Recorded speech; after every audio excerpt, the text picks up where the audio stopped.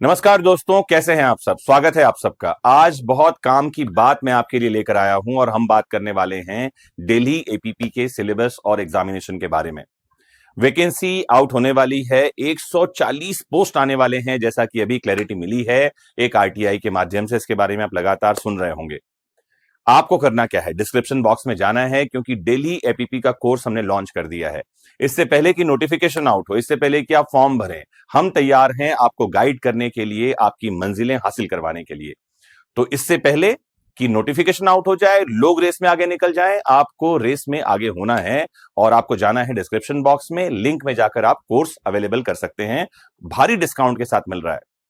लेकिन उसके पहले आइए कंप्लीट बातें बताता हूं कि दिल्ली एपीपी की वैकेंसी कब आने वाली है, कितने पोस्ट आने वाले हैं, सिलेबस क्या होता है, एग्जाम पैटर्न क्या होता है, तैयारी कैसे करनी है। बहुत कम शब्दों में बहुत सारी बातें जानना है। आइए शुरू करते हैं। तो जैसा कि मैंने बताया, दिल्ली एपीपी की वैकेंसी आउट होने वाली है 2026 की, जैसी क्लैरिटी मिली है। एक आरटीआई लगाई गई थी और पूछा गया था कि दिल्ली एपीपी की वैकेंसी की जानकारी, और पता चला कि 140 से ज्यादा पोस्ट जो है वो नोटिफाई होने वाले हैं। क्या है दिल्ली एपीपी? तो असिस्टेंट पब्लिक प्रोसिक्यूटर का ये पोस्ट होता है। पब्लिक प्रोसिक्यूटर कौन होते हैं? तो जब कभी भी कोई एलएलबी करने जाता है ना, तो लोगों के मन में होता है हम लोगों को न्याय दिलाएंगे, we will serve the justice. लेकिन क्या आपको पता है वकील का काम सिर्फ एक होता है, अक्यूज को बचाना। अक्यूज कौन होता है? वो जिसने अपराध किया है, जिसके ऊपर आरोप लगा है। आप एलएलबी क्यों कर रहे थे? आप चाह रहे थे आप विक्टिम यानी कि पीड़ित को न्याय दिलवाएं। अगर आप विक्टिम यानी कि पीड़ित को न्याय दिलवाना चाहते हैं तो आपको बनना होता है पब्लिक प्रोसिक्यूटर, जिसकी शुरुआत होती है एपीपी नाम के एग्जाम से, जैसा कि दिल्ली में होगा। मध्य प्रदेश में ये एग्जाम एडीपीओ के नाम से होता है, वहीं छत्तीसगढ़ में भी एपीपी के नाम से होता है, और बिहार और यूपी में ये एग्जाम एपीओ के नाम से होता है। इनका काम क्या है? मैजिस्ट्रेट के कोर्ट में जाना और विक्टिम के साइड से अपीयर होना। विक्टिम कौन होता है? वो जिसके अगेंस्ट कोई अपराध हुआ हो। इसका सीधा मतलब है कि इनका काम है क्रिमिनल प्रोसीडिंग में टेक पार्ट करना। ये गवर्नमेंट के एम्प्लॉय होते हैं और सरकार इन्हें सैलरी देती है। मैं बताने वाला हूं कि सैलरी कितने होने वाली है और बाकी चीजें भी। तो कंडक्टिंग बॉडी कौन है? यूपीएससी एग्जाम करवाती है, जैसा कि सामने आपको दिखाई पड़ रहा है। पोस्ट का नाम क्या है? Assistant public prosecutor APP. Department कौन सा है? Directorate of prosecution, home ministry जो है उसके अंदर ये काम करते हैं। टोटल वैकेंसीज कितनी आने वाली है? मैंने बताया 140 के आसपास वैकेंसी नोटिफाई होगी। जॉब लोकेशन दिल्ली में ही रहना है। मजे की बात यह है ट्रांसफरेबल जॉब होता है ईडीपीओ एपीओ का, लेकिन क्योंकि ये दिल्ली के लिए है, दिल्ली एनसीआर के लिए, तो आपकी पोस्टिंग होगी और जीवन भर दिल्ली में ही पोस्टिंग रहेगी।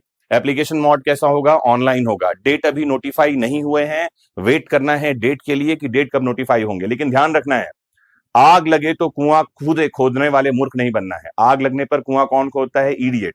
नोटिफिकेशन आ जाने के बाद, एग्जाम का फॉर्म भरने के बाद तैयारी नहीं की जाती। तैयारी तो करना है नोटिफिकेशन आने के पहले, वो समय है अभी।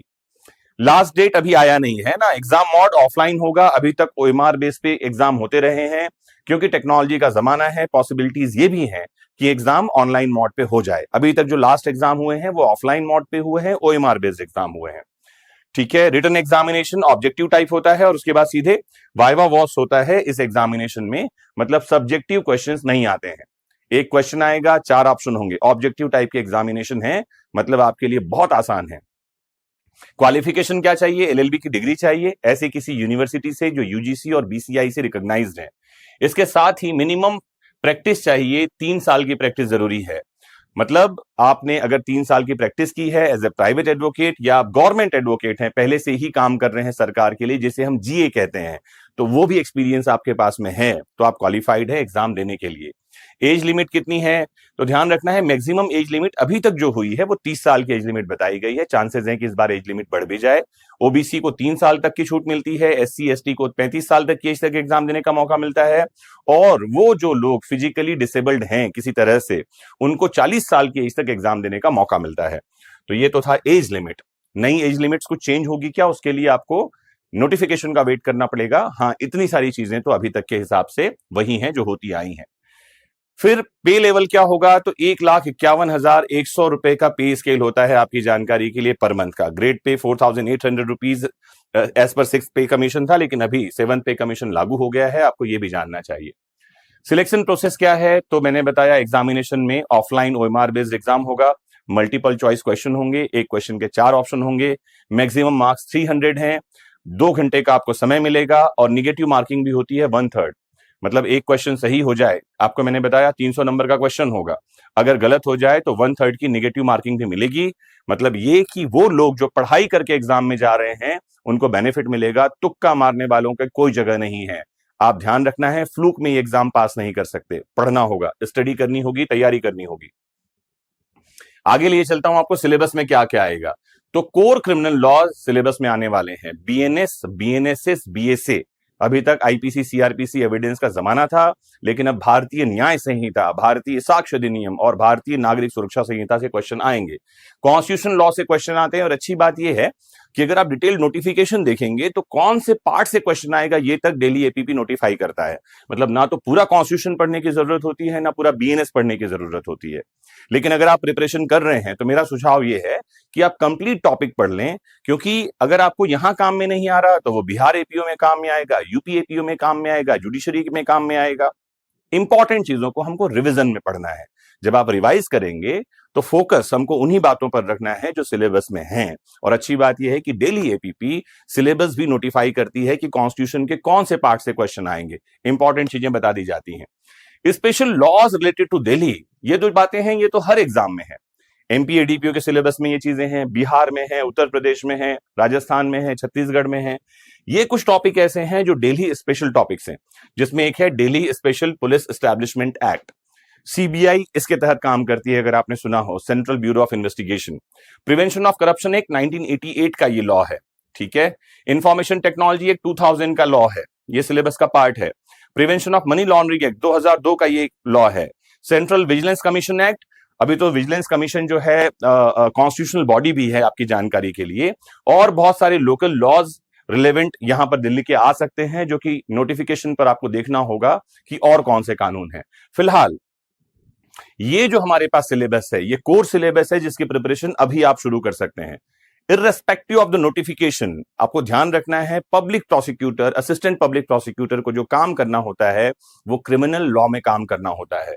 बीएनएस, बीएनएसएस, बीएसए, ये बेस है क्रिमिनल लॉ का, इनके बिना तो क्रिमिनल लॉ होता ही नहीं है। और ये 3 क्रिमिनल मेजर एक्ट कहलाते हैं। आपको जानकारी दे दूं, ये 3 लॉ मिलाकर के 1000 से ज्यादा सेक्शन होते हैं। मतलब बाकी सब एक तरफ और ये 3 कानून एक तरफ। तो हमको तैयारी शुरू कर देनी चाहिए आज और अभी, ज्यादा वेट करने का कोई मतलब यहां नहीं बचता है। आपको काम की सारी बातें मैं बता चुका।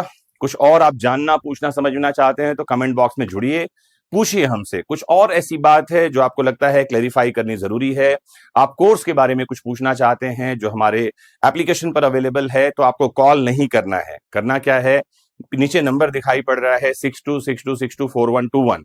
मैं आपके लिए लिख भी दूं यहां, कौन सा नंबर, 6262624121। इस नंबर पर व्हाट्सएप कीजिए, विद इन 24 आवर्स आप तक रिप्लाई पहुंचेगी।